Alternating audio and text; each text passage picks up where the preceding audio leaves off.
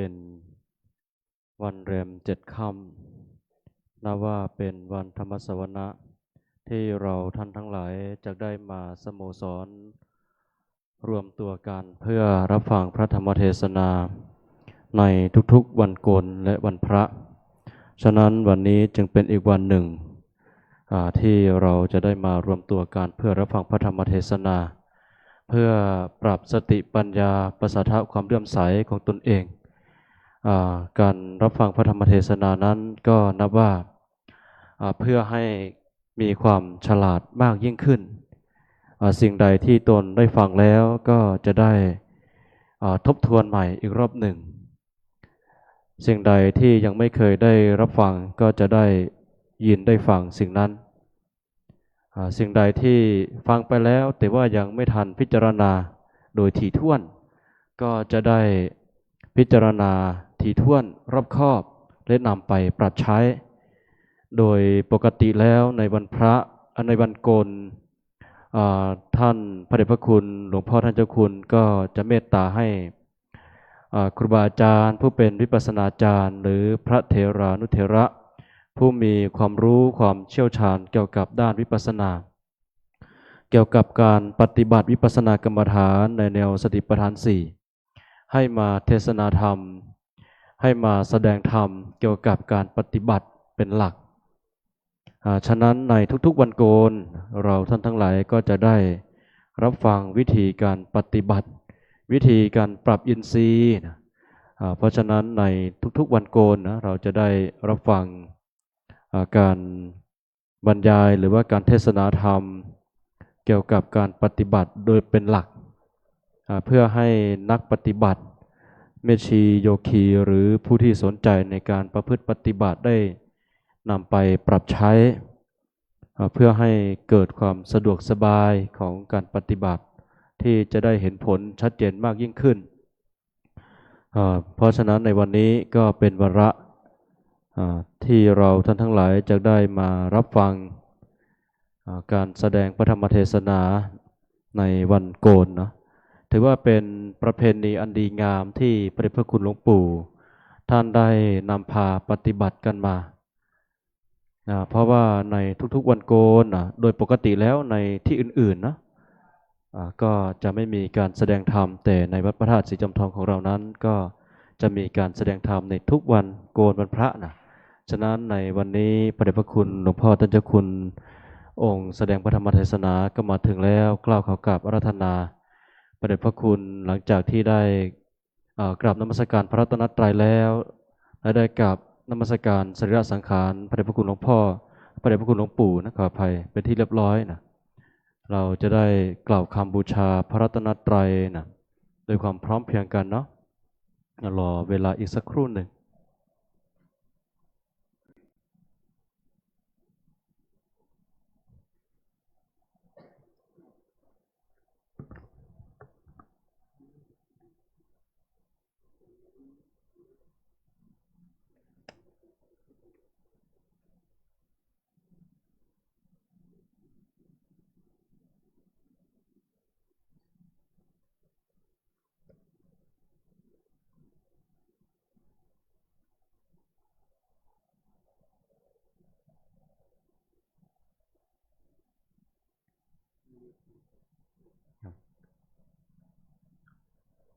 ในลำดับต่อไปขอเจริญพรท่านแม่ชีบุษราคำมณกุลได้จุดธูปเทียนกดสวิตช์ธูปเทียนไฟฟ้าเครื่องทองน้อยเฉพาะเครื่องล่างเพื่อบูชาพระคุณพระเดชพระคุณหลวงปู่ขอเจริญพรครับ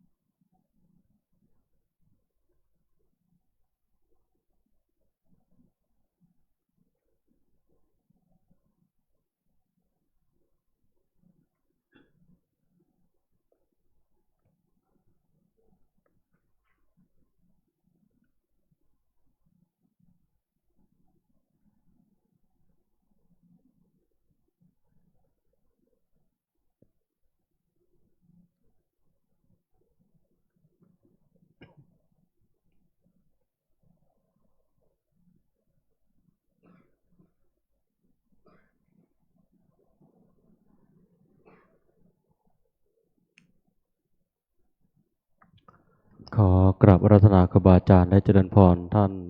คณะอุบาสกอุบาสิกาทุกท่านกล่าวคำบูชาพระรัตนตรัยด้วยความพร้อมเพรียงกันครับอิมินาสการเรนะตังพุทธังอภิปูชยามะอิมินาสการเรนะตังธัมมังอภิปูชยามะอิมินาสการเรนะตังสังฆังอภิปูชยามะอะระหังสัมมาสัมพุทโธภควาพุทธังภควันตังอภิวาเทมิสวากขาโตภควตาธัมโมธัมมังนัมมัสสามิ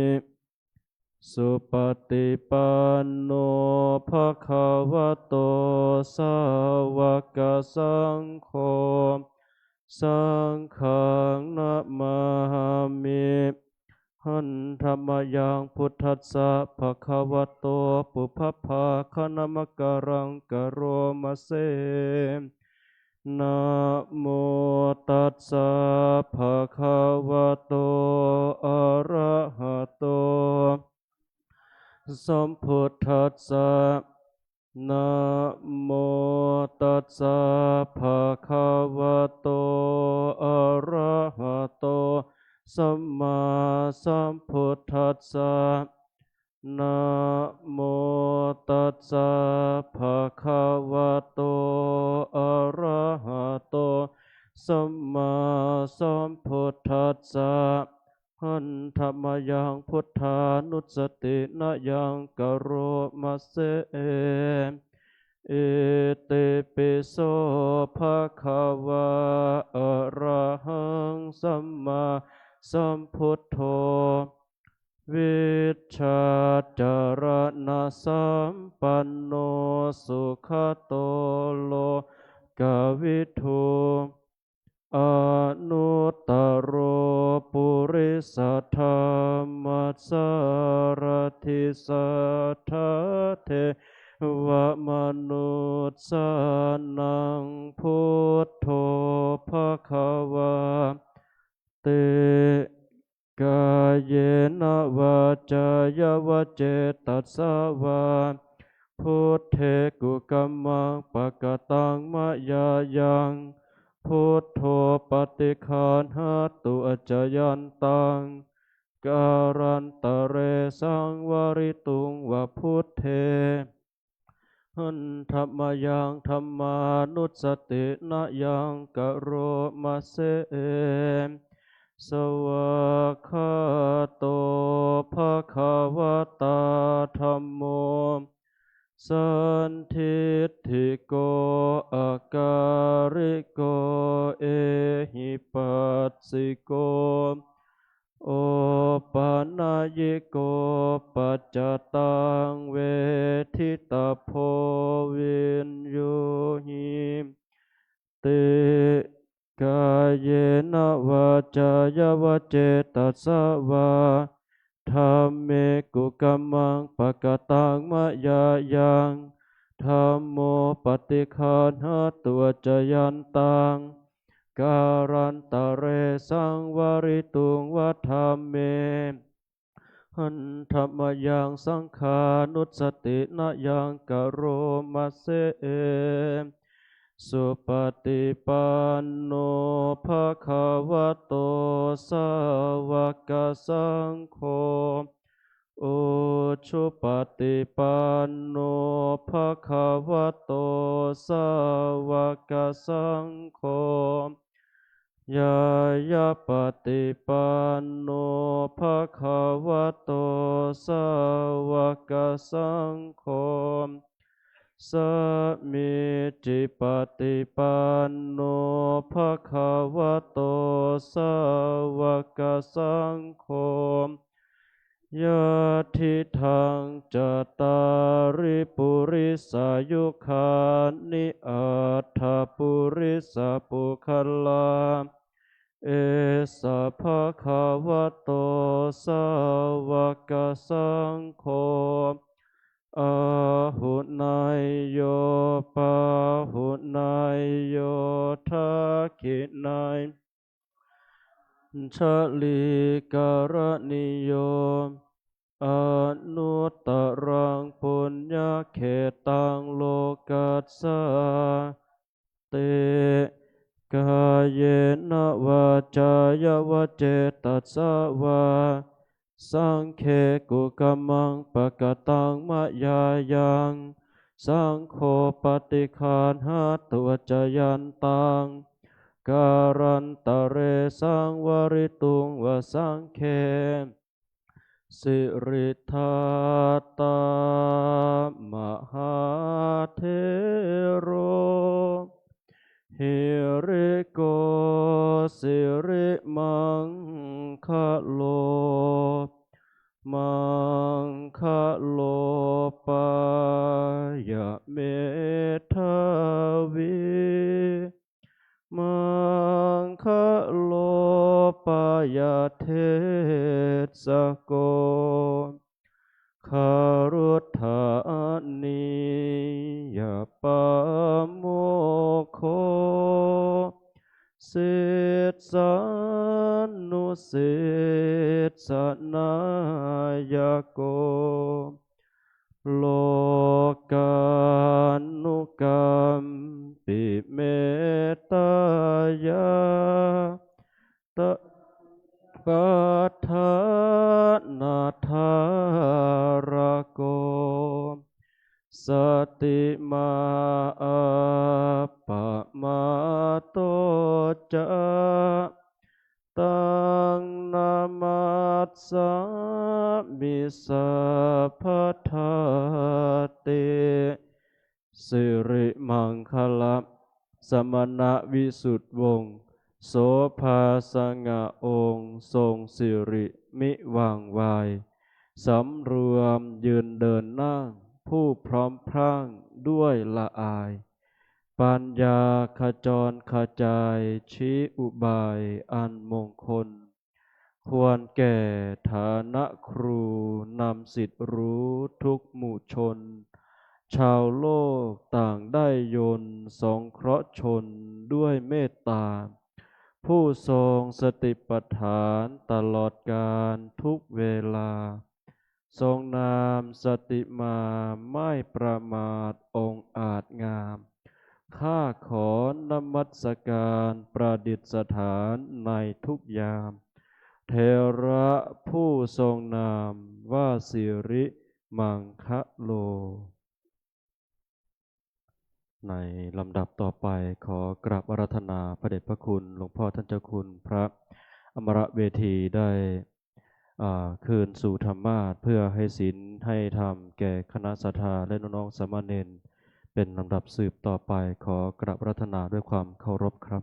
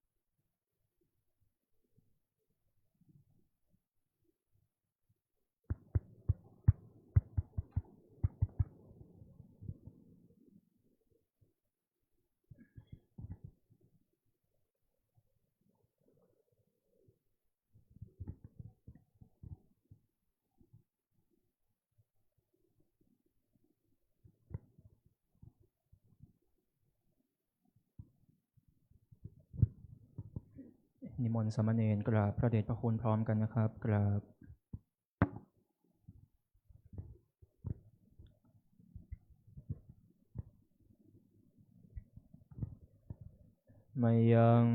นเตสารนาสิลังยาจามะทุติยมปิมยังพันเตสารนาสิลังยาจามะตติยมปิมยังพันเตสารนาสิลังยาจามะ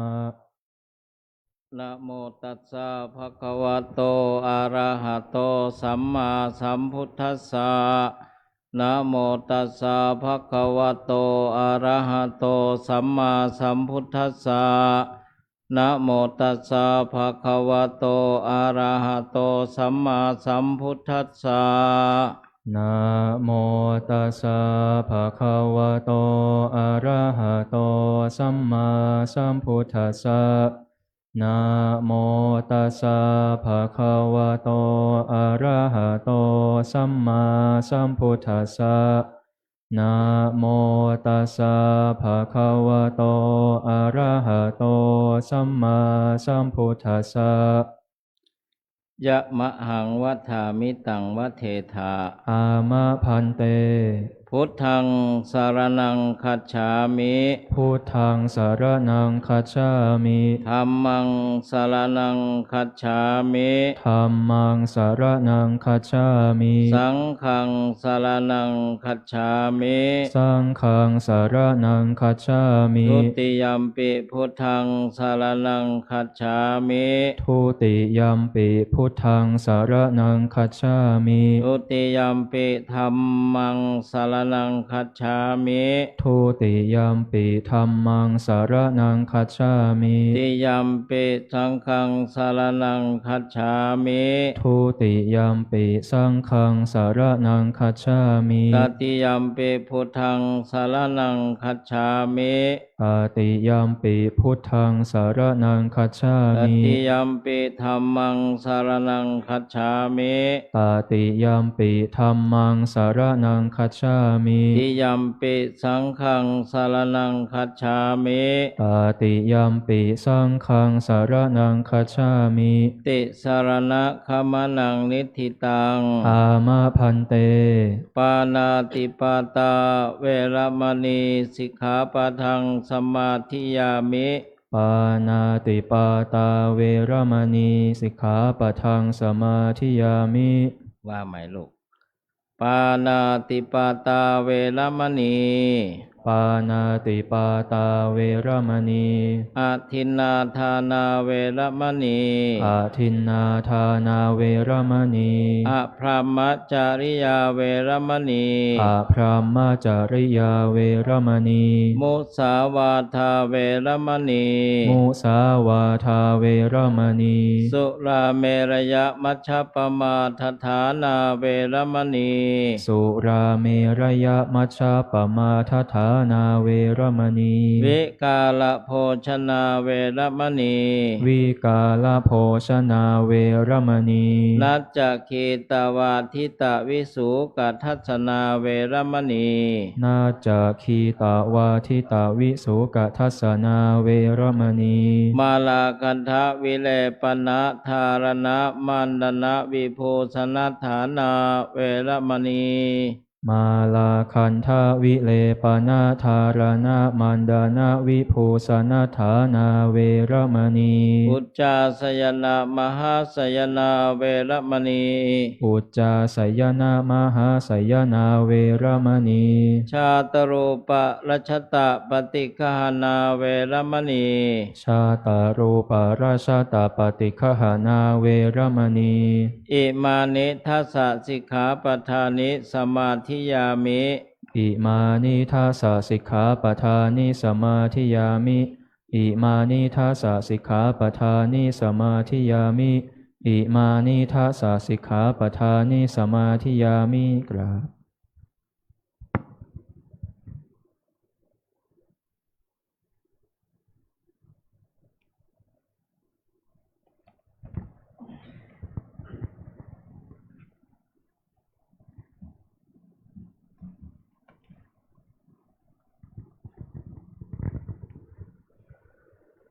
สัมพุทโธโลเกอุปันโน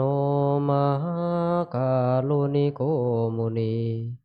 ธัมมจักขังปวัตเตตวาโลเกอปาติวัตติยังโลกัสสะสังขาหังคาตุงจาริตวาโลกัจจาลิกังติวิทังโลเกสัทธัมมังสามเทวะปวัตติยังอนุปุเพนะสาวัตถิงปัตตวาเจตวเนวสังสามเณรานังนิสายาจิตังกถานุสิกิตุงอานุญญาสิทัสสะสิกขาสามเณเรหิสิกิตุงสามเณรานังทัสสังฆังสิกขาปะทังพนามาเสสัมมเนลานังทัสสะสิกขาปะทานิเตสุจะสัมมเนเรหิสิกิตุงปานาติปาตาเวรมณีอาทินนาทานาเวรมณีอาพรหมจริยาเวรมณีโมสาวาทาเวรมณีสุราเมรยามจจปมาทฐานาเวรมณี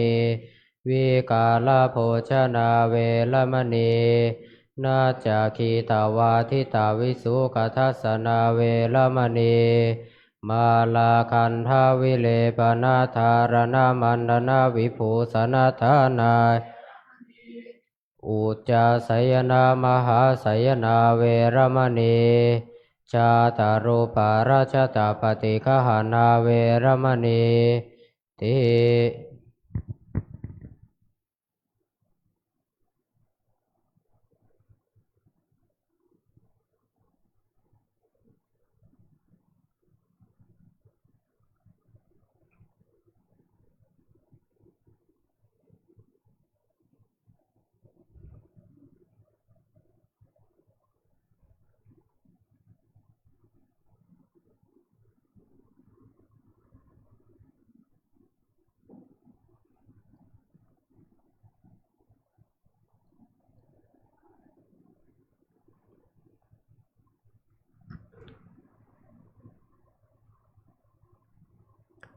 ในลำดับต่อไปขอเจริญพรท่านแม่ชีวรัธาได้ประเคนขันธ์ศีลเพื่อจะได้สมาทานอัฐศีลสืบต่อไปขอเจริญพรครับ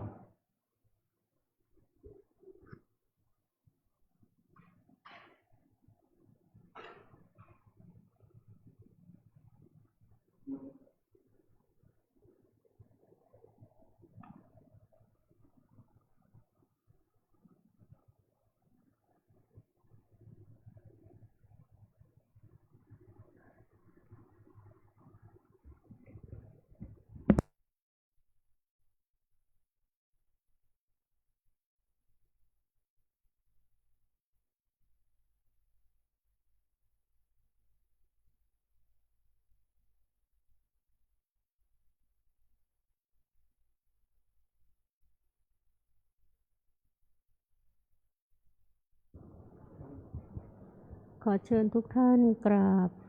ท่านเจ้าคุณอมรเวทีพร้อมกันค่ะกราบ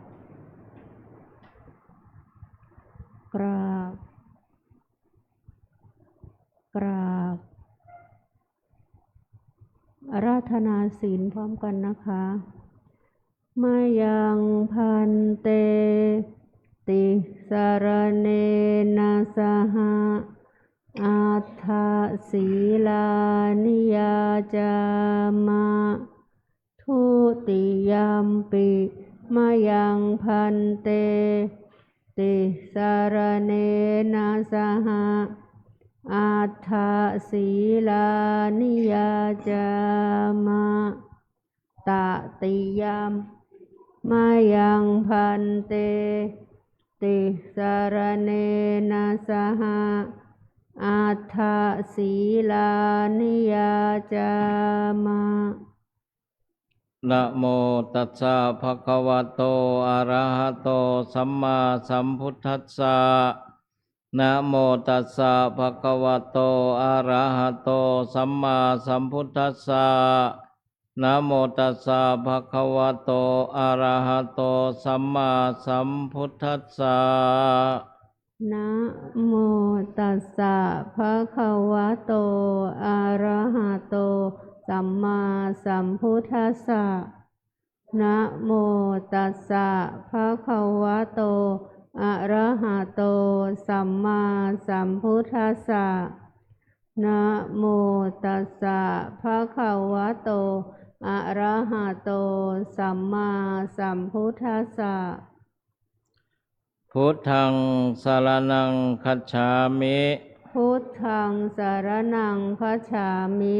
ธัมมังสรณังคัจฉามิ ธัมมังสรณังคัจฉามิ สังฆังสรณังคัจฉามิ สังฆังสรณังคัจฉามิ ทุติยัมปิพุทธังสรณังคัจฉามิ ทุติยัมปิพุทธังสรณังคัจฉามิ ติยัมปิธัมมังสรณังคัจฉามิ ทุติยัมปิธัมมังสรณังคัจฉามิ ติยัมปิสังฆังสรณังคัจฉามิ ทุติยัมปิสังฆังสรณังคัจฉามิ ตติยัมปิพุทธังสรณังคัจฉามิ ตติยัมปิพุทธังสรณังคัจฉามิ ติยัมปิธัมมังสรณังคัจฉามิ ตติยัมปิธัมมังสรณังคัจฉามิ ติยัมปิสังฆังสรณังคัจฉามิ ตติยัมปิสังฆังสรณังคัจฉามิ ปานาติปาตาเวรมณีสิกขาปะทังสมาธิยามิ ปานาติปาตาเวรมณีสิกขาปะทังสมาธิยามิ อาทินนาทานาเวรมณีสิกขาปะทังสมาธิยามิ อาทินนาทานาเวรมณีสิกขาปะทังสมาธิยามิ อาภามจาริยาเวรมณีสิกขาปะทังสมาธิยามิ อะพรหมจริยาเวรมณีสิกขาปะทังสมาธิยามิ มุสาวาทาเวรมณีสิกขาปะทังสมาธิยามิ มุสาวาทาเวรมณีสิกขาปะทังสมาธิยามิ มุสาวาทาเวรมณีสิกขาปะทังสมาธิยามิ มุสาวาทาเวรมณีสิกขาปะทังสมาธิยามิ สุราเมรยมัชฌปมาทฐานาเวรมณีสิกขาปะทังสมาธิยามิ สุราเมรยมัชฌะปมาทฐานาเวรมณีสิกขาปะทังสมาธิยามิ เวกาลโภชนาเวรมณีสิกขาปะทังสมาธิยามิ วิกาลโภชนาเวรมณีสิกขาปะทังสมาธิยามิ นัจจคีตวาทิตวิสุกัททัสสนะมาลาคันทะวิเลปนะธารณะมันดนะวิภูชนัฏฐานาเวรมณีสิกขาปะทังสมาธิยามิ นัจจะคีตวาทิตวิสุกัททัสสนะมาลาคันทะวิเลปนะธารณะมันดนะวิภูสนาฐานาเวรมณีสิกขาปะทังสมาธิยามิ อุจจาสยนะมหาสยนาเวรมณีสิกขาปะทังสมาธิยามิ อุจจาสยนะมหาสยนาเวรมณีสิกขาปะทังสมาธิยามิ อิมานิอัฏฐสิกขาปทานิสมาธิยามิ อิมานิอัฏฐสิกขาปทานิสมาธิยามิอิมานิอัฏฐสิกขาปทานิสมาธิยามิอิมานิอัฏฐสิกขาปทานิสมาธิยามิ อิมานิอัฏฐสิกขาปทานิสีเลนะสุขติงยันติสีเลนะโภคสัมปทา สีเลนะนิพุติงยันติตัสสมาสิลังวิโสทะเย สาธุสาธุสาธุกราบ3 ครั้งค่ะกราบกราบกราบ ในลำดับต่อไปขอเจริญพรท่านแม่ชีธัญวรัตน์สิริไสยพิรุณได้จุดธูปได้จุดเทียนเพื่อส่งธรรมด้านหน้าธรรมาสน์ขอเจริญพรครับ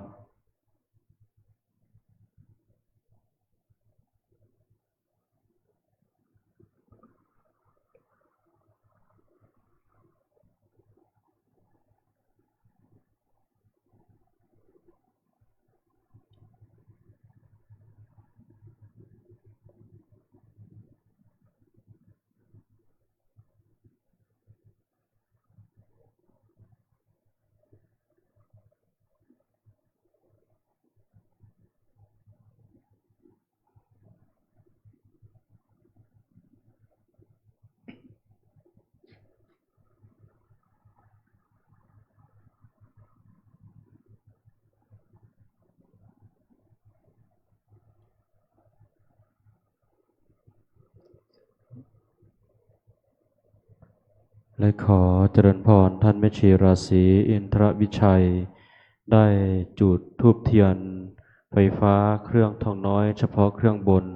เพื่อพระเดชพระคุณหลวงปู่บูชาธรรมขอเจริญพรครับ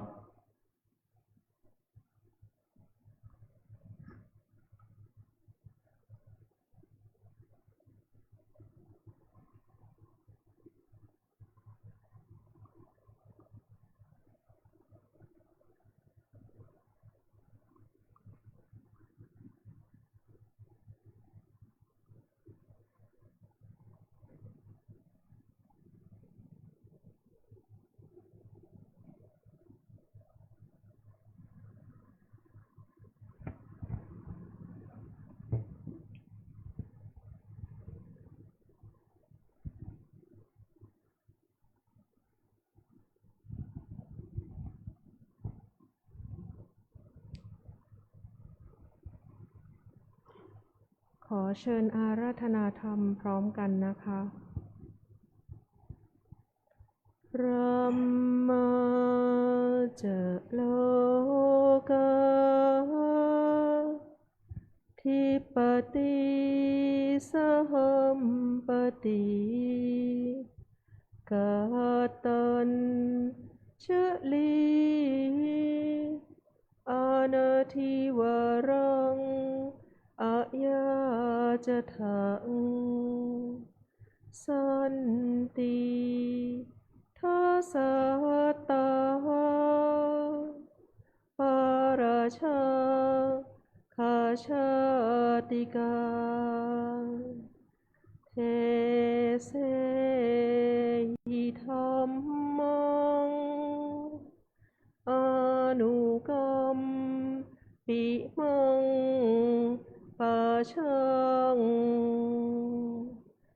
เท้าสหัมบดีพรหมเป็นบรมในพรหมมา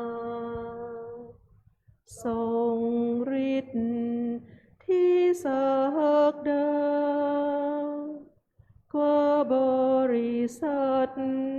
ทุกหมู่พรหมน้อมหาดนมั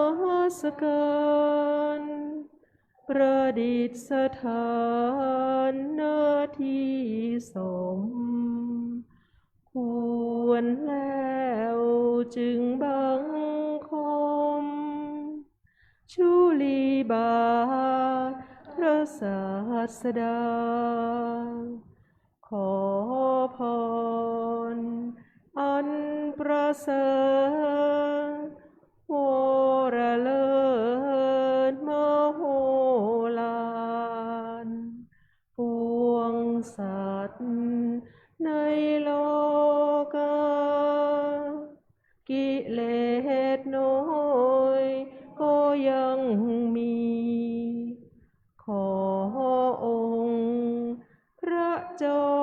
ปราณสู่ท่านมหาอันรู้จริงโปรดปวงประชานีท่านจงโปรดแสดงธรรมนิมนต์ท่านเจ้าข้าผู้ปรีชาอันเลิศล้ำโปรดแสดงพระสัทธรรมเทศนาพระวาทีเพื่อให้สำเร็จผลแก่ปวงชนบรรดานี้ศพสุขเกษมศรีสมดังเจตนาเทินอาราธนังกะโรมา ขอน้อมกราบถวายสักการะเคารพนอบน้อมบูชา พระบรมทักขิณโมลีธาตุพระบรมธาตุเจ้าจอมทองที่เคารพอย่างสูงยิ่ง กราบถวายความเคารพสรีระสังขารแห่งพระเดชพระคุณหลวงปู่พระพรหมมงคลหลวงปู่ทองสิริมังคละมหาเถระอดีตเจ้าวาดวัดพระธาตุศรีจอมทองวรวิหารและอดีตที่ปรึกษาเจ้าคณะภาค 7ด้วยความเคารพอย่างสูงยิ่งพระมหาเถรานุเถระทุกรูปเพื่อนสาธมิกทุกท่านเจริญพรญาติโยมอุบาสิกาอุบาสกอุบาสิกาแม่ชีโยคีทุกท่านจะรับธรรมสวดโกนในวันนี้สืบไปนะโมตัสสะภะคะวะโตอะระหะโตสัมมาสัมพุทธัสสะนะโมตัสสะภะคะวะโตอะระหะโตสัมมาสัมพุทธัสสะนะโมตัสสะภะคะวะโตอะระหะโตสัมมาสัมพุทธัสสะอภิวาทนาสีลิสานิจังวุธาปัจจายโนจัตตารโอธรรมาวัฏันติอายุวันโนสุขังพลันติ วาระธรรมิกถานะโอกาสบัดนี้จะรับประทานแสดงพระธรรมเทศนาพรรณนาศาสนธรรมคำสอนขององค์สมเด็จพระพุทธชินวรสัมมาสัมพุทธเจ้าเพื่อเฉลิมฉลองศรัทธาความเชื่อประสาทะความเลื่อมใสของบรรดาพุทธศาสนิกชนเนื่องในวาระวันโกนในวันนี้ใน อภิวาทนกถาว่าด้วยการกราบไหว้บูชาเป็นปกติจะใช้เวลาในการแสดงพระธรรมเทศนาในวันโกนในวันนี้พอสมควรแก่เวลา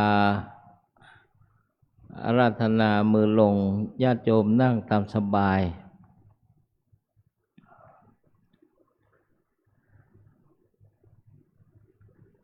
ความจริงวันนี้ก็มีศาสนกิจทั่วไปเช้าตั้งแต่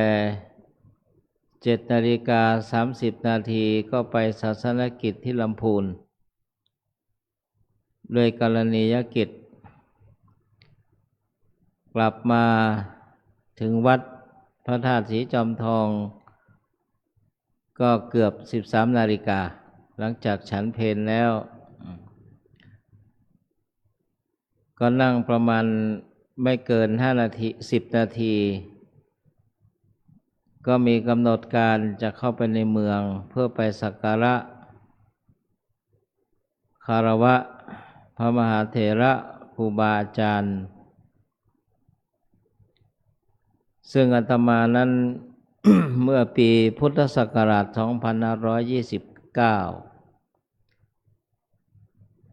ปี 29 ผ่านพ้นมาก็38 ปีแล้วจะ40 ปีแล้วก็เป็นสามเณรไปพำนักเรียนหนังสือ พระปริยัติธรรมอำเภอเมืองเชียงใหม่วัดแห่งแรกคือวัดเมืองมางแต่ครั้งพระเดชพระคุณหลวงปู่เป็นพระครูวิพัฒน์คณาภิบาลเจ้าคณะอำเภอฮอดเจ้าวาดวัดเมืองมางจากนั้นก็เรียนหนังสือมาพอมาปี 2539 ก็มาจำพรรษาตามบัญชาของพระเดชพระคุณหลวงปู่เมื่อครั้งดำรงสมณศักดิ์ที่พระสุพรหมยานเถรก็สรุปอยู่ในเมือง10 ปีอยู่วัดพระธาตุศรีจอมทอง39 49 59ถ้า69เมื่อไหร่ก็30 ปีปีหน้าเนี่ยจะครบ30 ปี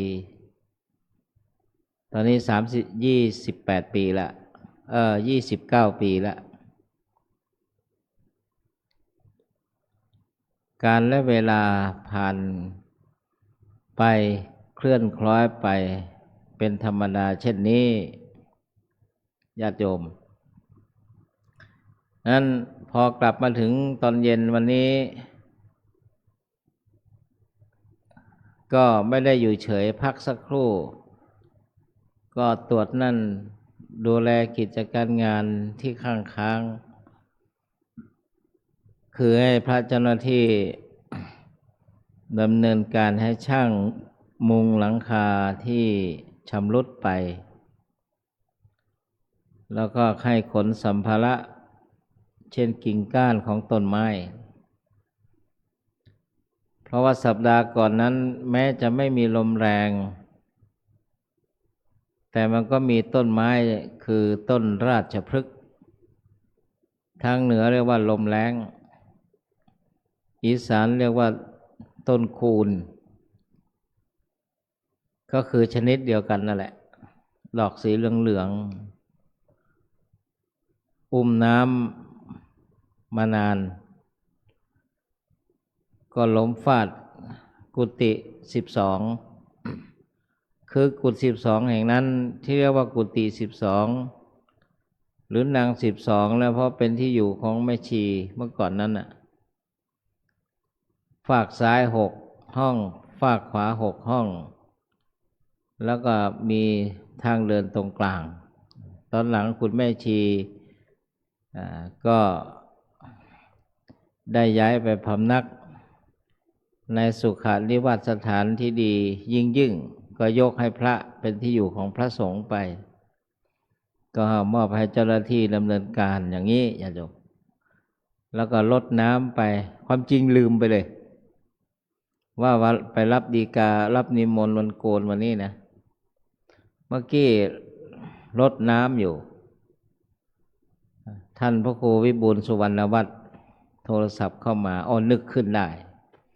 จากนั้นมาไม่เกิน5 นาทีก็เฟี้ยวไม่ได้เหาะมานะนั่งพาหนะมาตรงนี้เลยก็ถือว่าไวอยู่ก็ไม่เป็นไรมาทันการพอดีตามภารกิจความรับผิดชอบในเบื้องต้นในเบื้องหน้านี่ ธรรมเนียมปฏิบัติที่พระเดชพระคุณหลวงปู่ได้วางเอาไว้ก็คือการสมาทานศีลของสามเณรในวันโกนแล้วก็ญาติโยมสมาทานอัฏฐศีลศีล8และรับฟังพระธรรมเทศนาเนื่องในวาระโอกาสที่ผ่านมานั้นเป็นวัน สงกรานต์หรือมหาสงกรานต์แปลว่าปีหนึ่งก็มาครบรอบอีกครั้งหนึ่งในทางสุริยคติก็คือว่าวันเดือนปีเคลื่อนคล้อยไปสงกรานต์แปลว่าเคลื่อนย้ายผ่านพ้นไปเรียกว่าสงกรานต์เพราะนั้นสงกรานต์แม้กระทั่งสังขารคือวัยและชีวิตของพวกเราของสรรพสัตว์ทั้งหลายก็เคลื่อนคล้อยไปอีกปีหนึ่งเป็นธรรมดาแห่งสังขารองค์สมเด็จพระสัมมาสัมพุทธเจ้าตรัสว่ากาโลคัสสติสัพพาเนวะสหัตตนา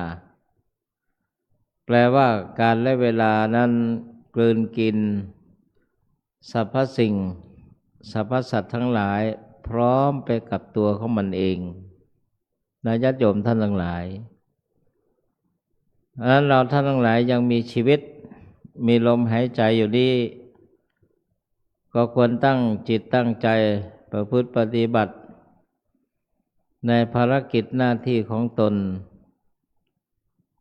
ให้ดียิ่งขึ้นไปโดยเฉพาะอย่างยิ่งไม่ควรประมาทในวัยในชีวิต ในความไม่มีโรคในวัยก็คือว่า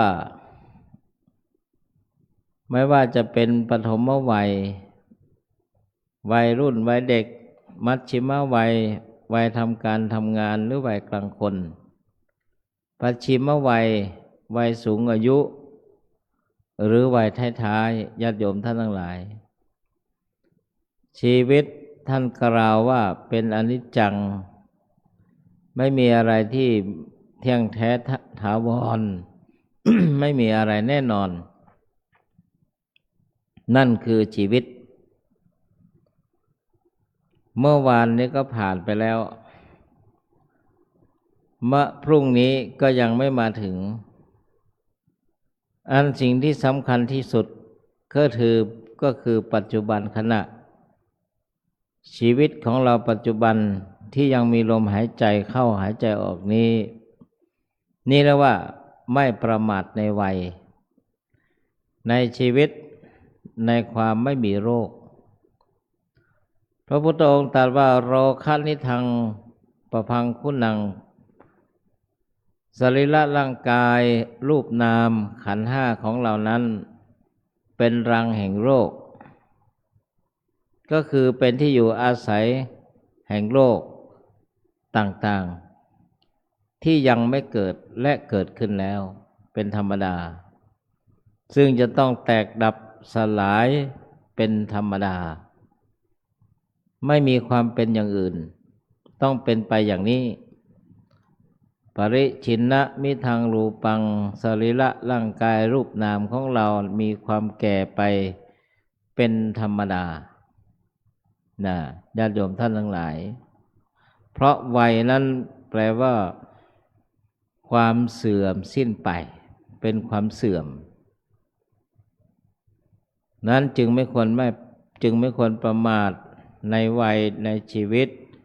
ในความไม่มีโรคในความเป็นหนุ่มเป็นสาวที่มีกำลังวังชานั้นสิ่งที่สำคัญที่สุดเมื่อรู้เช่นนั้นแล้วเราก็พึงระลึกเสมอและสอนตนตลอดเวลาว่าเราจะไม่ประมาทสิ่งใดที่ควรทำก็ต้องรีบทำแม้แต่ในพระเทกรัตตสูตรพระพุทธองค์ก็ตรัสไว้เป็นต้นว่าอัจเชวะกิจจมาตปังสิ่งที่ควรทำก็ควรจะรีบทำเช่นในวันนี้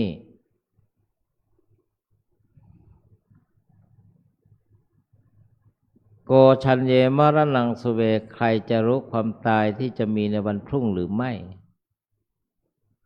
นะหิโนสังขรันเตนะมหาเสนาละมัจจุนาติอย่างนี้เป็นต้น เพราะความผัดเพี้ยนต่อรอง กับพญามัจจุราชนั้นไม่มีเลย เสนาแห่งมัจจุราชก็คือโรคภัยไข้เจ็บเป็นนู่นเป็นนี่นะญาติโยมใครที่3 วันดี4 วันเข้าอดแอดเข้าออกโรงพยาบาลอยู่บ่อยครั้งนั่นเรียกว่าเสนาแห่งมัจจุราชมาเตือนแล้วเหมือนกันจึงไม่ควรประมาททีนี้เมื่อไม่ประมาทแล้วควรทำอย่างไรก็ต้องเร่งลงมือประพฤติปฏิบัติธรรมเร่งลงมือประพฤติปฏิบัติธรรมในทุกเส้นทางโดยเฉพาะวัดพระธาตุศรีจอมทองของเรานั้น เป็นสำนักวิปัสสนากรรมฐานคือการประพฤติปฏิบัติธรรมในแนวสติปัฏฐาน4คือกายเวทนาจิตและธรรมอย่างนี้ญาติโยมท่านทั้งหลายเพราะฉะนั้นทางนี้กล่าวว่าเป็นทางตรงเป็นทางสายเอกเป็นทางที่ปลอดภัยเป็นทางที่เราพระอริยเจ้าทั้งหลายมีพระสัมมาสัมพุทธเจ้าเป็นต้นทรงดำเนินไปแล้วญาติโยมท่านทั้งหลาย เพราะฉะนั้น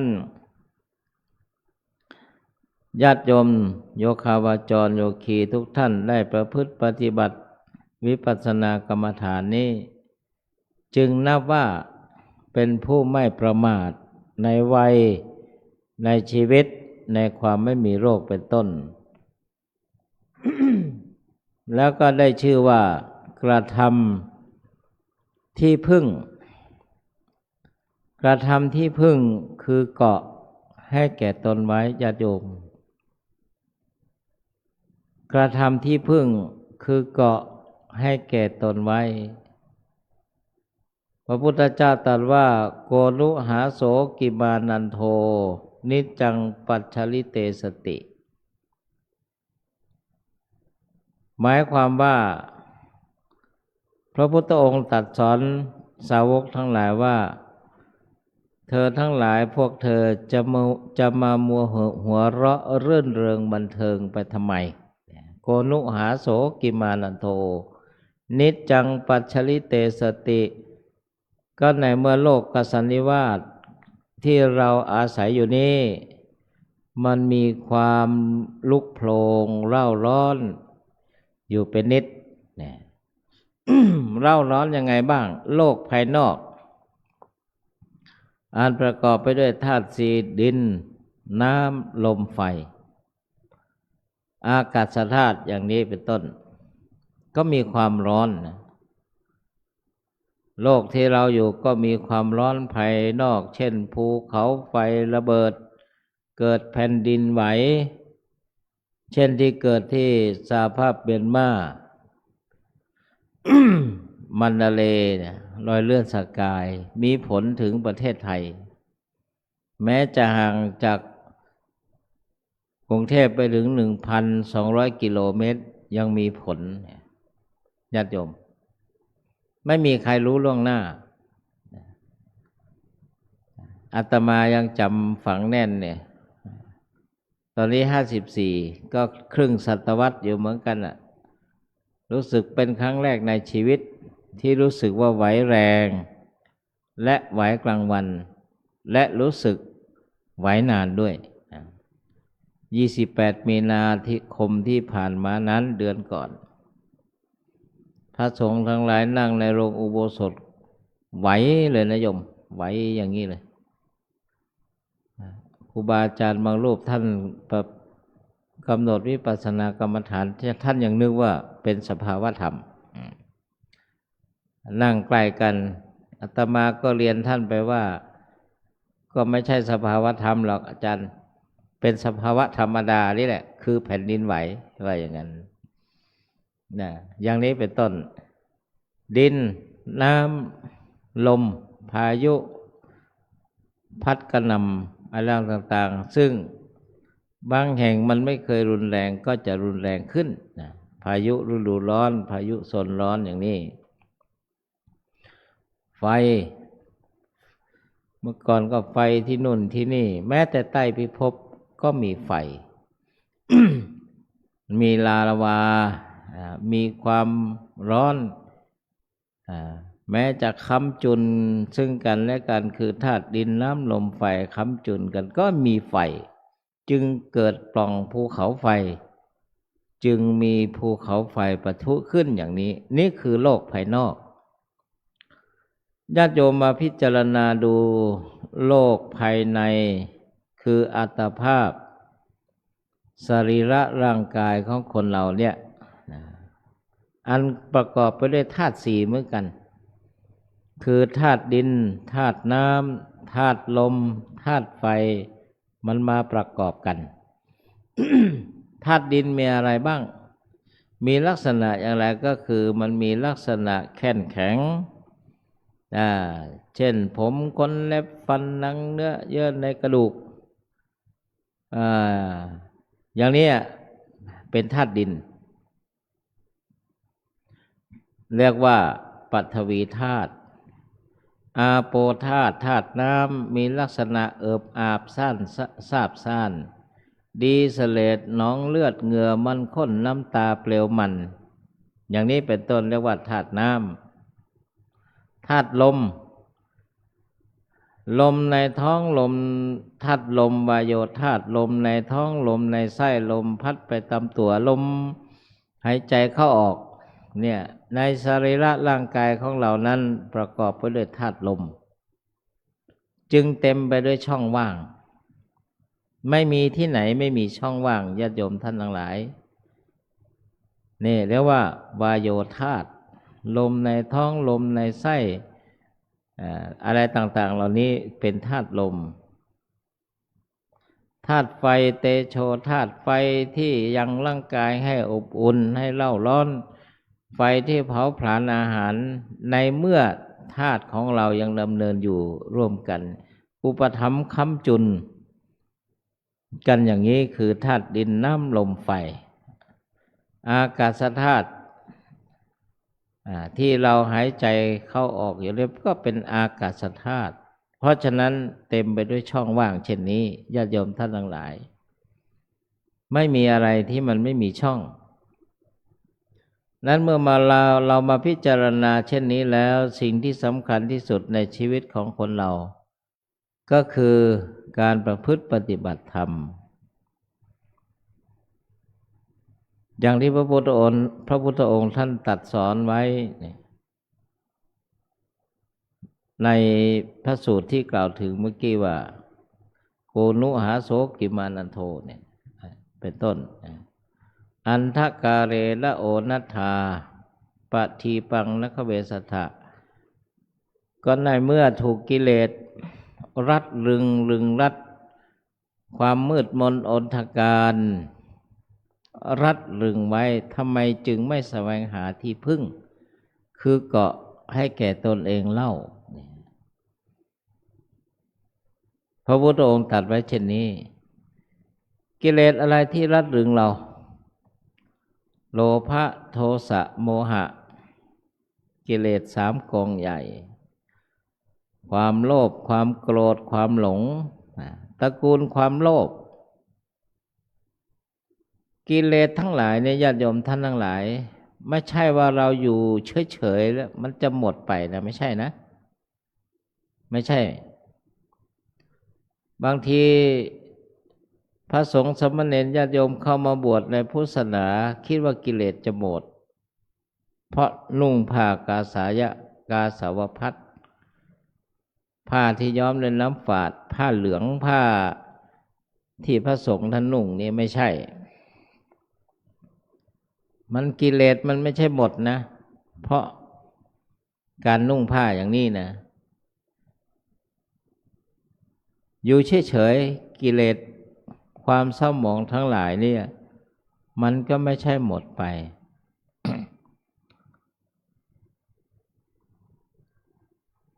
แล้วจะหมดไปได้ยังไงก็ด้วยการปรารภความเพียรอารัฐวิริโยการปรารภความเพียรมีสติรู้เท่าทันในขณะที่เราประพฤติปฏิบัติธรรมนี่แหละมันก็จะค่อยบรรเทาเบาบาง ลงไปแต่เมื่อเราพิจารณารู้ทราบเห็นและกำหนดไปด้วยสติคือสติปัฏฐานสี่เนี่ยโลภะความโลภโลภะมูลจิตภาษาอภิธรรมว่าโลภะมูลจิตตระกูลใหญ่นี่8 ดวงใช่ไหมยานาวรีอภิธรรมบัณฑิตโลภะมูลจิตรากเหง้าแห่งอกุศลคือความไม่ดีงามคือความโลภอภิชฌาวิสมะโลภะความละโมบความเพ่งเล็งไม่สม่ำเสมอมีความอยากเป็นอาจินมีความอยากเป็นนิดก็คือความโลภบางคนที่เป็นชาวโลกนักเศรษฐศาสตร์นี่จะเห็นแย้งว่าพุทธศาสนานี่สอนให้คนหมดกิเลสไม่สอนให้คนปรารภความเพียรอย่างนี้เป็นความเข้าใจผิดพุทธศาสนามองว่ากิเลสเนี่ยเป็นบ่อกเกิดแห่งความทุกข์นะไม่ใช่สอนให้เป็นคนที่เกียจคร้านนะพระพุทธเจ้าพระสัมมาสัมพุทธเจ้าเราพระอริยสาวกพระปัจเจกพุทธเจ้าผู้หมดอาสวะกิเลสในพระธรรมวินัยของพระพุทธเจ้าล้วนเป็นผู้ปรารภความเพียรทั้งสิ้นในทางเศรษฐศาสตร์สอนให้ว่าอุปสงค์อุปทานดิมันซัพพลายแสวงหากำไรและขาดทุนอะไรยังไงต่ออะไรในทางเศรษฐศาสตร์อันนั้นเป็นวิชาการชาวโลกที่เป็นการซื้อการขายในทางเศรษฐกิจของบ้านเมืองอันนั้นเป็นเรื่องบ้านเมืองซึ่งผู้บริหารประเทศก็ต้องดำเนินไปอย่างนั้นเช่นลุงอะไรที่อเมริกาเนี่ยทำให้แต่ละประเทศนี่ตื่นเต้นกันภาษีเขาเท่านั้นเท่านี้รู้สึกว่าจะฉีกวงการเศรษฐศาสตร์เข้าไปหมดอันนั้นเป็นเรื่องของชาวโลกไปแต่ว่าตัวกิเลสเนี่ยในทางพุทธศาสนาโลภะมูลรากเหง้าแห่งอกุศลเนี่ยอกุศลละมูลรากเหง้าแห่งอกุศล3 ประการโลภะความโลภความเพ่งเล็งอยากจะได้ของคนอื่นมากเกินไปอันนี้มันเป็นเรื่องของกิเลสความเศร้าหมองที่อยู่ในจิตใจของบุคคลผู้นั้นของสัตว์ทั้งหลายญาติโยมท่านทั้งหลายหรือความอยากได้เกินเช่นคนควรจะได้เท่ากันแต่ก็อยากจะได้มากกว่าเขาอยากจะครอบครองทรัพย์เหล่านั้นมากกว่าเขานี่ก็เป็นเรื่องแห่งความโลภทั้งสิ้นเลยญาติโยมท่านทั้งหลายนั้นในทางพระพุทธศาสนาเนี่ยพระพุทธองค์ตรัสสอนเพื่อขจัดปัดเป่าบรรเทาอกุศลมูลคือความโลภที่อยู่ในใจของเราท่านจึงบอกว่าในลักษณะของความใฝ่ธรรมเช่นลงมือประพฤติปฏิบัติการเดินจงกรมนั่งสมาธิกำหนดท้องพองท้องยุบเดินจงกรมนั่งสมาธิตั้งแต่ขวาย่างหนอซ้ายย่างหนอไปจนกระทั่งถึงระยะที่6ต่อไปเลยยกส้นหนอยกหนอย่างหนอลงหนอถูกหนอกดหนอระยะที่6เนี่ยมันเป็นเรื่องแห่งฉันทะของการประพฤติปฏิบัติธรรมญาติโยมจะต้องปลุกแล้วก็ปลูกฉันทะคือความใฝ่ธรรมอันนี้เป็นเรื่องที่สำคัญบางทีจิตของคนเราเนี่ยท่านหนึ่งบอกว่าในคัมภีร์วิสุทธิมรรคเนี่ยคือท่านสอนให้ยกจิตข่มจิตประคองจิตแล้วก็ทำจิตให้ร่าเริงเนี่ย ยกจิตคือยังไงบางทีจิตของคนเรามันดิ่งลงไปพอเรากำหนดวิปัสสนากรรมฐานเช่นเดินจงกรมเนี่ยคว้าย่างหนอจิตมันห่อเหี่ยวตกอยู่ใต้อำนาจนิวรณ์สภาวธรรมที่ปิดกั้นเราต้องปลูกฉันทะในใจของเราให้ประรบความเพียรเข้าไว้ต้องฝืนบ้างอย่าไปตามใจจิตของเราอย่าไปตามใจกิเลสต้องฝืนขวาย่างหนอซ้ายย่างหนอยกหนอเหยียบหนอเนี่ยขวาย่างหนอซ้ายย่างหนอยกหนอเหยียบหนอยกหนอย่างหนอเหยียบหนอต้องกำหนดไปบางทีต้องฝืนเหมือนกันใหม่ๆก็ฝืนนานๆไปก็กำหนดได้ดีตามปกติเรียกว่ายกจิตข่มจิตบางทีจิตของคนเราเนี่ยมันดิ้นรนมันกวัดแกว่งแสวงหาอารมณ์ญาติโยมจิตไม่สามารถดำเนินหรืออยู่ได้ปราศจากอารมณ์อยู่ไม่ได้เช่นตาเห็นรูปตามันต้องเห็นรูปอยู่แล้วแหละสิ่งที่เข้าไปเห็นนั่นน่ะเป็นนามสิ่งที่เห็นถูกเห็นนั่นก็รูปังรูปก็เป็นรูปหูได้ยินเสียงการได้ยินนั้นเป็นนามเสียงหยาบละเอียดไพเราะไม่ไพเราะอย่างไรมันก็เป็นรูปในท่านยังสอนให้กำหนดจมูกได้กลิ่นยกเว้นประสาทรูปคานะประสาทรูปนี่นะทางจมูกไม่ดีเช่นเป็นไซนัสอะไรอย่างเงี้ยอาจจะไม่รับกลิ่นเท่าไหร่มนุษย์ที่มีคานะประสาทรูปทางจมูกอันนี้หอมก็รู้ว่าหอมหนอดอกกาละเวกมันมีกลิ่นหอมก็หอมหนอไอ้กลิ่นสุขาที่ไม่พึงประสงค์ก็ได้จมูกได้กลิ่นก็กำหนดได้กลิ่นหนอเหม็นหนอมันตรงกันข้ามโดยธรรมชาติของมนุษย์นี่ชอบสิ่งที่มันละมุนละไมที่มันหอมเป็นธรรมดาญาติโยมดมกลิ่นดอกกาละเวกมันหอมกลุ่นแต่บางคนเนี่ยไปดมกลิ่นสัตบันหรือตีนเป็ดเนี่ยมันฉุนไม่ถูกลมอย่างนี้ก็มีเหมือนกันต้องกำหนดเนี่ย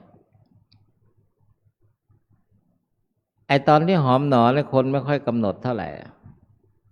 แต่ถ้าเหม็นเมื่อไหร่ก็มักจะกำหนดได้ดี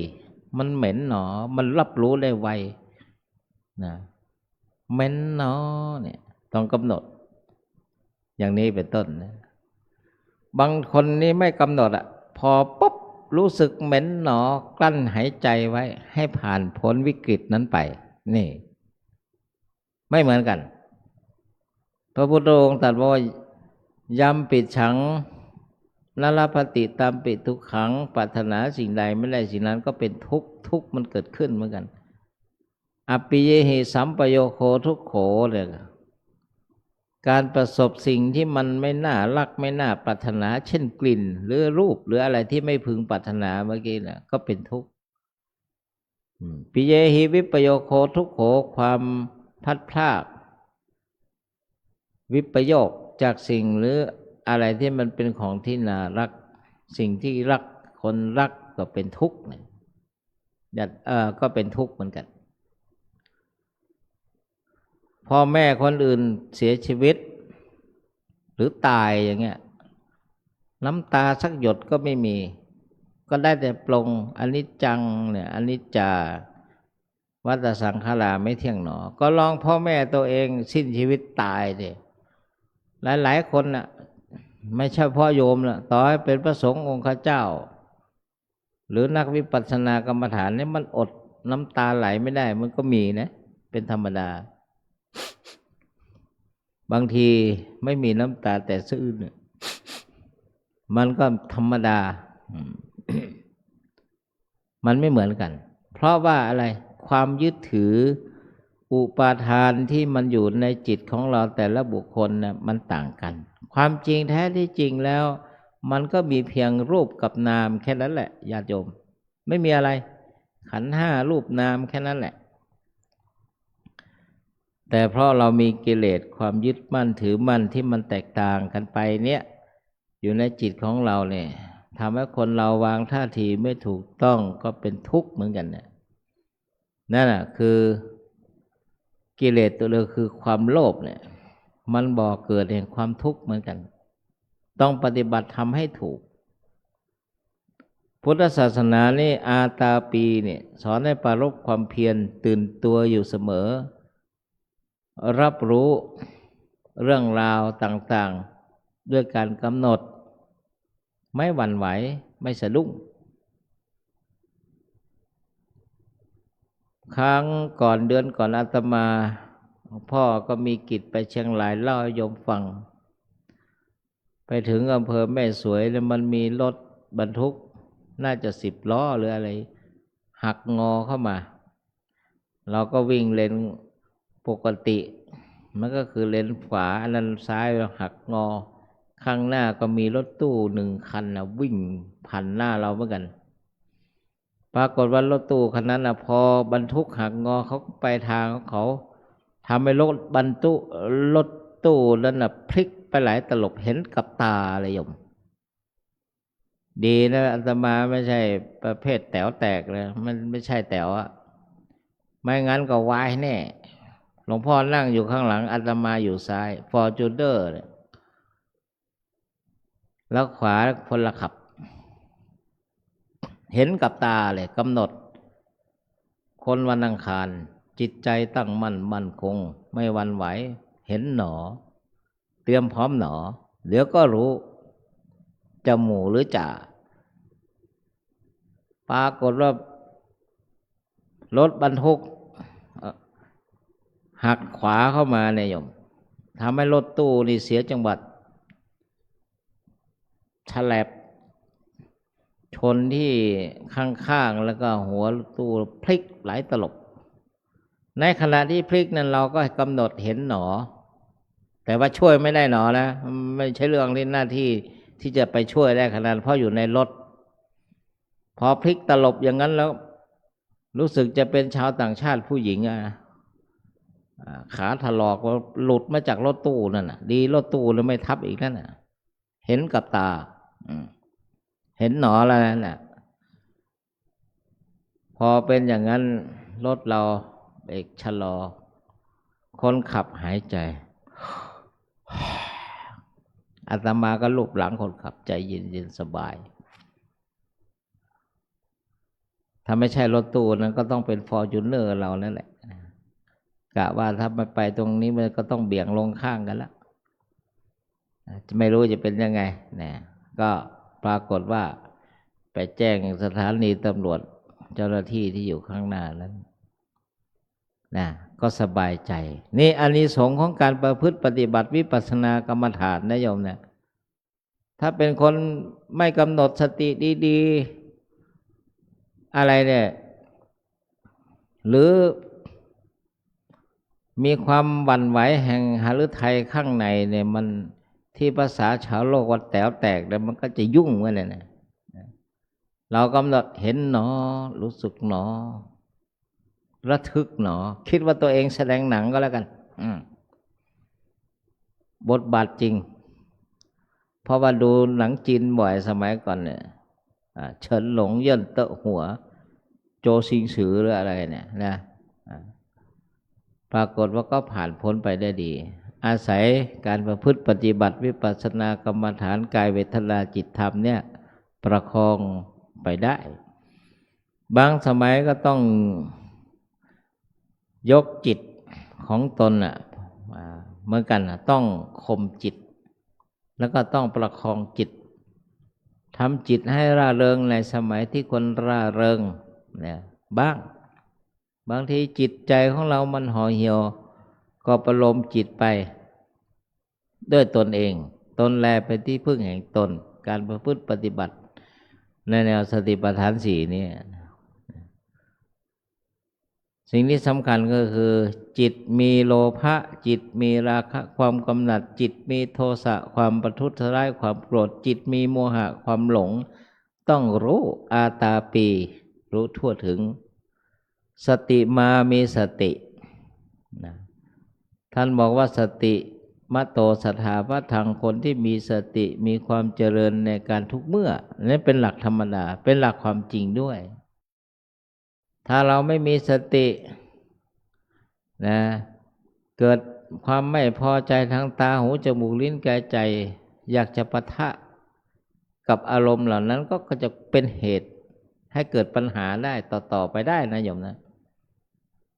ที่ภาษาเขาบอกว่าอยากจะบวกอะไรอย่างงี้นะมันก็เป็นกิเลสเหมือนกันแหละตระกูลโทสะจิตมีราคะไม่มีราคะโทสะไม่มีโทสะโมหะไม่มีโมหะเราก็กำหนดรู้สติมามีสติมาเลยเป็นบาลีก็ได้เป็นไทยก็ได้สติอาสาอธิติสติมันตุเอาไปแจกเป็นสติมาสติมีแก่บุคคลใดผู้นั้นชื่อว่าเป็นผู้มีสติคือภาษาไทยก็บอกว่าสติมาปัญญาก็เกิดสติเตลิดมันก็เกิดปัญหาได้เพราะมันขาดสติคือบางคนเนี่ยทำเรื่องไม่เป็นเรื่องให้เป็นเรื่องได้ซึ่งไม่จำเป็นต้องกำหนดสัมปชัญโนมีสัพพัญญะมีความรู้สึกตัวเป็นพระเป็นเณรก็รู้สึกว่าตนเป็นพระภิกษุเป็นสามเณรเป็นญาติโยมเป็นแม่ชีเช่นอิริยาบถยืนเดินนั่งนอนก็กำหนดอิริยาบถใหญ่พระเณรนี่ถ้าไม่ฝึกตนเองในอากาศร้อนๆยืนถือน้ำเดินไปดื่มไปคุยไปเนี่ยมันพ้นปล่อยสติเหมือนกันสมณะภาวะเนี่ยต้องไปนั่งดื่มให้เป็นเรื่องเป็นราวเนี่ยไม่งั้นจะเกิดความเคยชินอย่างนี้เป็นต้นญาติโยมต้องมีสัมปชัญโนคือความรู้สึกตัวทั่วพร้อมอย่างเนี้ยจิตของเราคนเรานี่มันก็มีโทสะถ้าเราโทสะมากก็ทางนี้ก็ไปทางนรกนะทางก้าวสายจิตมีโลภะความโลภอยากได้ของเขามากก็ไปเป็นปิติวิสัยเป็นเปรตจิตมีโมหะมากก็วนไปเกิดเป็นสัตว์เดรัจฉานสัตว์เดรัจฉานเช่นสุนัขเป็นต้นมันฟังเทศน์ฟังธรรมพระเนรเทศน์ชีสวดมันมีปีติมีความอะไรของมันเนี่ยนะมันก็วนไปเกิดเป็นมนุษย์ได้หรือเป็นเทพได้เป็นธรรมดามันวนเวียนอยู่อย่างนี้นะเพราะนั้นคนเราเนี่ยจึงต้องประพฤติปฏิบัติธรรมในเมื่อเรายังมีกำลังวังชาจึงเป็นผู้ไม่ประมาทและโดยเฉพาะอย่างยิ่งการประพฤติปฏิบัติธรรมในสามารถปฏิบัติได้ทุกที่ทุกแห่งหนทุกขณะญาติโยมการแสดงความเคารพนี่มันไม่ใช่แสดงเฉพาะช่วงสงกรานต์ปีใหม่เราแสดงความเคารพที่ไหนช่วงไหนก็เป็นการประพฤติปฏิบัติธรรมเช่นนั้นแหละบาลีที่ยกขึ้นว่าอภิวาทนะสีลิสานิจังเนี่ยวุฒาปัจจายโนจตารโรธรรมาวัฏันติอายุวโนสุขังพลังผู้ปฏิบัติวิปัสสนากรรมฐานเนี่ยมักจะเป็นผู้ที่มีความอ่อนน้อมถ่อมตนเพื่ออะไรเพื่อเป็นการขจัดมานะความถือตัวตนของเราที่อยู่ในจิตของเราเป็นมานะเจตสิกนะเป็นกิเลสนะโยมถือว่าตัวเองเลิศกว่าเขาก็เป็นกิเลสถือว่าตัวเองเสมอก็เป็นกิเลสถือว่าตัวเองต่ำต้อยด้อยค่ากว่าเขาก็เป็นกิเลสถ้ามีความยึดถือเป็นกิเลสทั้งนั้นแต่การมองตามความเป็นจริง สภาวธรรมนั้นยังไม่เป็นกิเลสแต่ถ้ามีความยึดถือเมื่อไหร่ก็เป็นกิเลสเมื่อนั้นต้องกำหนดพระพุทธองค์ตรัสพุทธวจนะข้อนี้ก็คือว่าผู้ปรารถนาความเจริญไปด้วยธรรมสี่คืออายุเป็นผู้มีอายุมั่นขวัญยืนวรรณะมีผิวพรรณดี เกิดในตระกูลดีเกิดเป็นมนุษย์ที่มีรูปร่างสมประกอบสมบูรณ์สุขะเป็นผู้ที่มีความสุขกายสุขใจเรียกว่าพละมีสุขภาพมีพละมีกำลังวังชาที่จะทำอะไรที่อันเกิดมาจากการอุปถัมภ์ค้ำจุนของวิบากฝ่ายกุศลคืออภิวาทนะศีลิสะจากคนที่มีปกติอ่อนน้อมกราบไหว้ผู้ที่ควรกราบไหว้ผู้ที่ควรบูชาตามสมควรแก่ธรรมวุฒาปัจจายโนผู้มีปกติเจริญในตระกูลเช่นพระสุสามเณรผู้หนอน้อมมีความน้อมต่อพระภิกษุผู้เป็นเถระมหาเถระมีพรรษายุการหรือผู้มีคุณธรรมผู้มีคุณธรรมพระภิกษุสงฆ์สามเณรจึงไม่นิยมไปคารวะบิดามารดาปู่ย่าตายายท่านไม่เรียกคารวะเรียกว่าไปสงเคราะห์ไปตอบแทนพระคุณอย่างนี้ได้เพราะว่าผู้มีเพศสูงไปคารวะผู้มีเพศอ่อนไม่ได้จะทำให้ท่านเหล่านั้นอายุสั้นลงไปอย่างนี้แต่ไปเพื่อทำการบูชาคุณหรือการสงเคราะห์อย่างนี้ก็สมควรอยู่นะนั้นดูเวลาแล้วพอสมควรแก่เวลานี่ขนาดทั้งวันนั้นนะอยู่ได้เพราะโอสถคือกาแฟสด2 ถ้วยเมื่อกลางวันแล้วก็ตามด้วยแบล็คคอฟฟี่กาแฟดำอีก1ที่7-Elevenลูกศิษย์เอามาให้2 บวก 1ก็เป็น3ช็อตแล้วเนี่ยยังมีพละมีกำลังทั้งวันอันนี้มันกระตุ้นนะไม่ใช่ตัวสภาวะถ้าปฏิบัติวิปัสสนาเนี่ยท่านจึงไม่นิยมให้ดื่มกาแฟเพราะต้องการรู้สภาวะที่แท้จริงถ้าไปดื่มกาแฟจะแล้วไม่รู้สภาวะหรอกมันไม่ง่วงแล้วมันตาแข็งนะมันถูกกดไว้มันไม่ใช่สภาวะจริงเป็นสภาวะหลอกปรารภความเพียรมากเพราะดื่มกาแฟเยอะอย่างนี้นะอย่างนี้ไม่ได้เพราะนั้นดูเวลาแล้วพอสมควรแก่เวลาแม่กมลศรีแม่กมลศรีมีอายุมากท่านป้าคุณแม่เนี่ยเจริญวัยกับโยมพ่ออาตมาเนี่ย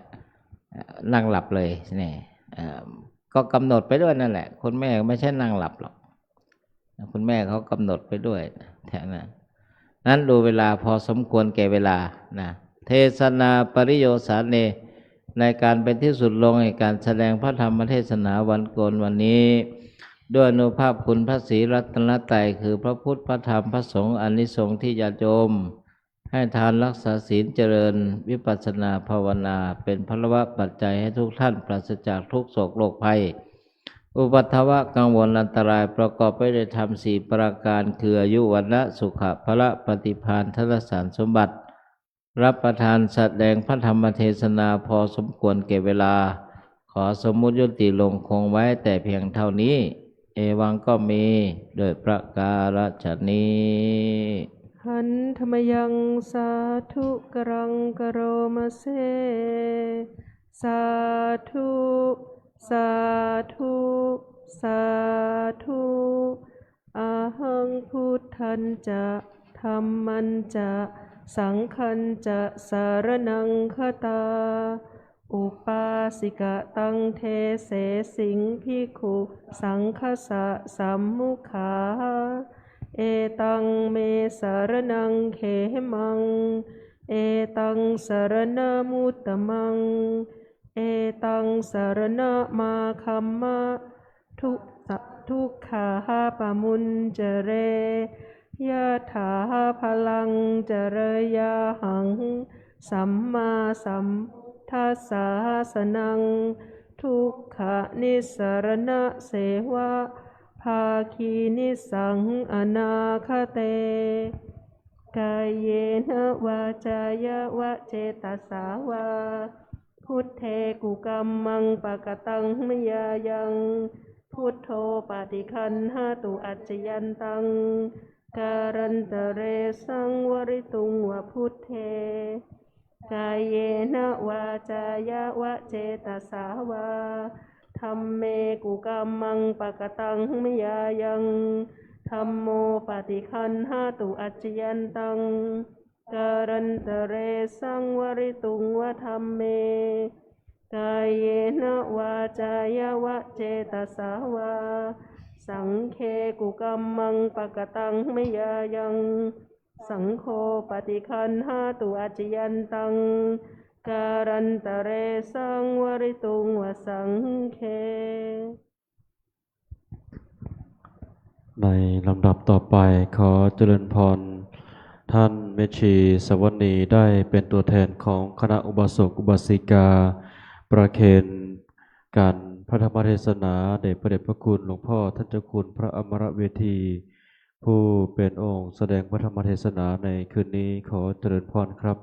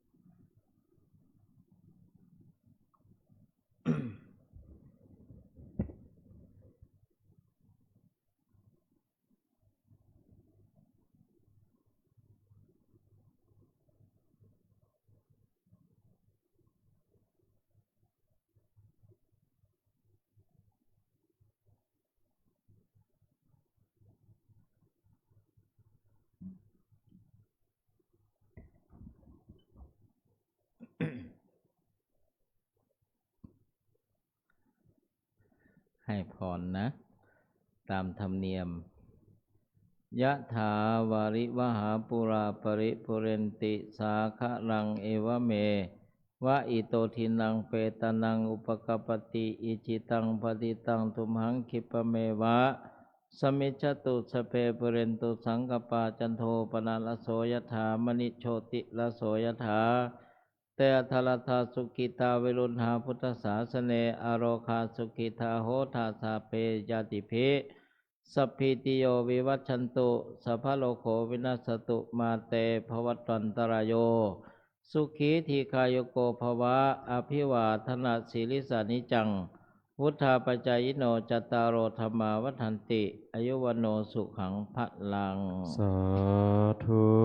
สาธุสาธุ เดี๋ยวก่อนที่จะนั่งภาวนาเชิญแม่กนกศรีมารับกัปปิยพันธ์ปัจจัยพรุ่งนี้แม่และคณะตุลุงไปคารวะใช่ไหมแม่มารับปัจจัยเลยขิปเมวะสมิจฉตุแม่ไป3-4 ที่ก็ไปเกลี่ยเลยแล้วก็การเทศนี้ทั้งหมดด้วยนะทันทางหิกรโตปุญญังทำบุญต้องไวจะได้อะไรไวทำช้ามัวคิดโน่นคิดนี่เดี๋ยวเอาใส่ย่ามดีกว่าไปใช้อย่างอื่นแม่รับนะสาธุแม่จัดดำเนินไปเลยแล้วสังฆทานเลยนะ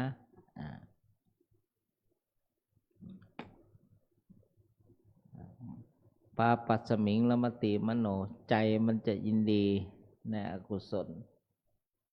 ขอร่วมบุญกับแม่พวกนี้ตุลุงด้วยนะ